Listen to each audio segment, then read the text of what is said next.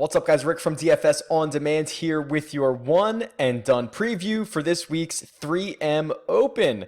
Another brand new tournament on the PGA Tour. But before we look ahead to that, let's look back at last week's absolutely wild Rocket Mortgage Classic. So, looking back, it was, we kind of mentioned this, where with the fact that there was not going to be any course history, with the fact that the field was not nearly as deep as a regular PGA Tour event, the whole thing was wide open. And we talked about that. And some of the wagers that I made, they skewed towards the long shots.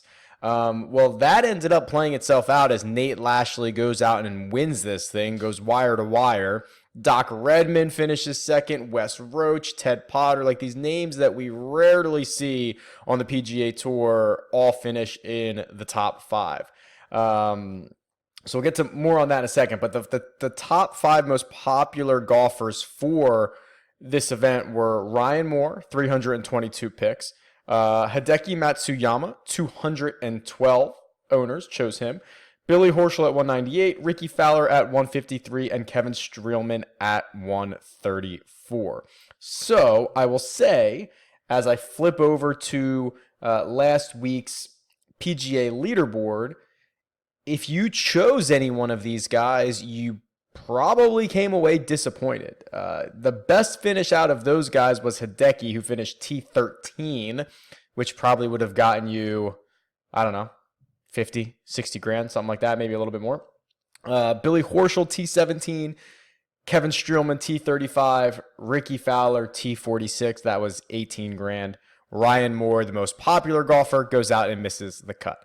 So really poor run for those five guys. None of them get you to a point that you're happy with. No one had Nate Lashley. Quite honestly, I'm not even sure. I mean, he wasn't available on DraftKings. He was the last man into the field. I'm going to assume he wasn't even available in the Gups Corner contest. I don't know that for sure, but I'm going to assume he was not available. Doc Redmon finishes second. Nobody had him. I think there were, I want to say 100 guys on Snedeker who finished T5 and 100 guys on Neiman who finished T5. So basically a few 100,000 would have been the most that anyone got last week. So for the most part, a lot of the standings generally stayed the same. Everyone just kind of stayed, stand pat, so to speak, because there wasn't a lot of huge moving around. How I did was pretty poor because we really got burned with it. Our weekly pick, which was pretty on fire for the last 5 or 6 weeks, gets a halt, an immediate halt, and Gary Woodland goes out, misses the cut, and gets $0. Looked bad, played bad, did not return a single penny for his owners. My season-long lineup, in which we had Ricky Fowler earmarked for this spot, he goes out, gets you $18,900. So really disappointing on both ends, but I'll tell you what, I mean, we barely moved in the standings one way or another. Everyone kind of took just almost like a bye week, unless you had, Neiman or Snedeker and you got a couple 100,000, and that was about it. But a lot of guys just kind of stayed in the same position that they were to start the week. All right, so I do want to talk about the 3M a little bit. Again, brand new course for the PGA Tour. It is not a new course for professional golf. The Champions Tour has played it every year since, I want to say 2011.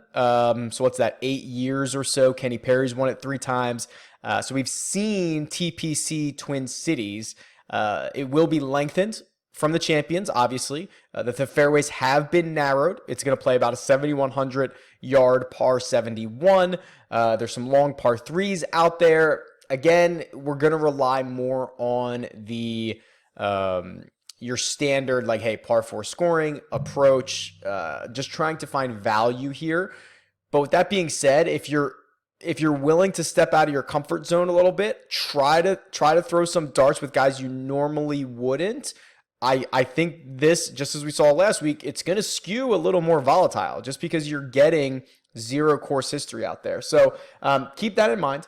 Where I will show you, where I want to start with this is I'm actually going to show you, I'm going to show you the PGA cheat sheet, which is what's up there right now. And I understand this is a DFS cheat sheet, but I like it because I've got it sorted by salary, and you can, what I've noticed is these salaries tend to dictate a lot of ownership because the salaries come out and we say, okay, you know, the best golfer in the field is the highest priced, second best golfer in the field is second highest priced. So it does dictate some ownership in one and done in other situations. And I think there's some things that we can talk through. So for example, Brooks Koepka, Hideki Matsuyama, top two guys, I think they'll both be fairly popular. I'm very interested in Jason Day, and I'm alluding to this in a way, almost in a DFS ownership standpoint, where it's like you can, in DFS, I would say you could spend less money, go get Patrick Reed or Bryson, or you could spend more on Koepka and Matsuyama. And thinking about that from a one and done standpoint, you could go up and burn Hideki or Brooks if you haven't, or you don't have to. You could play Patrick Reed this week, who's finally showing signs of life. You could play Bryson, who's finally showing signs of life. You could play the guys right below them, Rory Sabbatini, Joaquin Niemann, who are both playing well at the moment. So there's not a lot of reason to burn Jason Day here. There's not a lot of reason because he doesn't have great course history. It's not a big major event where you'd want to play one of these studs. I just don't know how many others will get to Jason Day. So I'm fairly interested in him. I will say, I think in both of my lineups, I've actually burned him already, so I won't be playing him. Sabatini is interesting here. Joaquin Niemann is interesting here. Tony Finau is interesting here.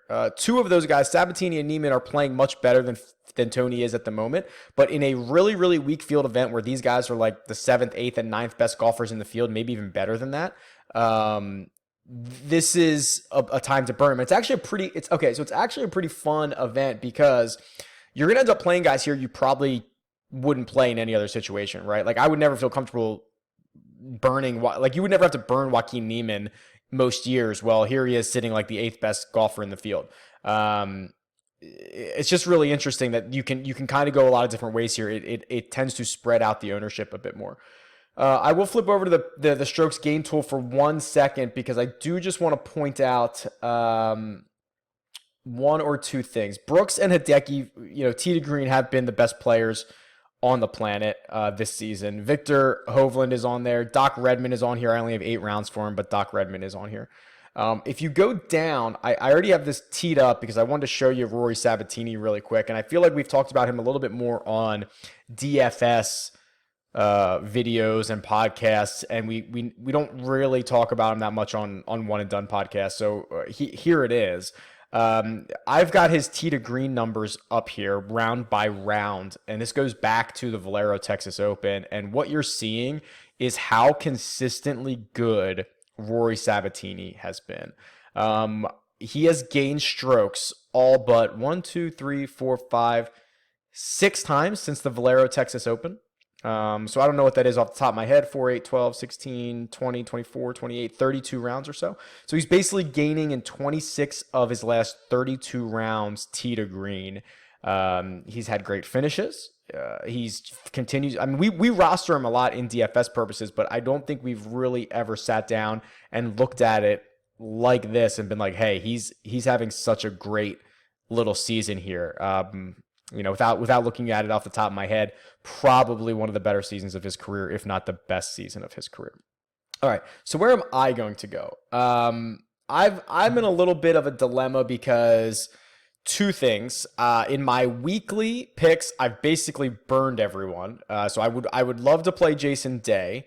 I actually think Keegan is pretty good this week. I think he's a great value in DFS purposes. I think he's fine in one and done. I'm actually going to go with Victor Hovland here. The reason being, listen, he's playing great. 3 or 4 straight really good starts for him. Just two of them as a professional, I think, on the PGA Tour. His odds have, in this field, he's like the 7th. He's got like the 7th best odds to win this golf tournament. Additionally, like I'm not going to use him anywhere else. So this is one of those almost free spaces where it's like I'm going to burn someone that I'm not going to use anywhere. This feels like a pretty good spot. Not have to worry about the course history because he's a rookie where he lacks course history everywhere. Here, everyone lacks course history. My season long pick, I actually had Ian Poulter here. So remember when I made all of these for the year, we've done really well, but this is the hardest thing to do was the new tournaments. You know, I didn't know who was going to play them. I was taking educated guesses at what point in the season and in the schedule I thought guys might tee it up.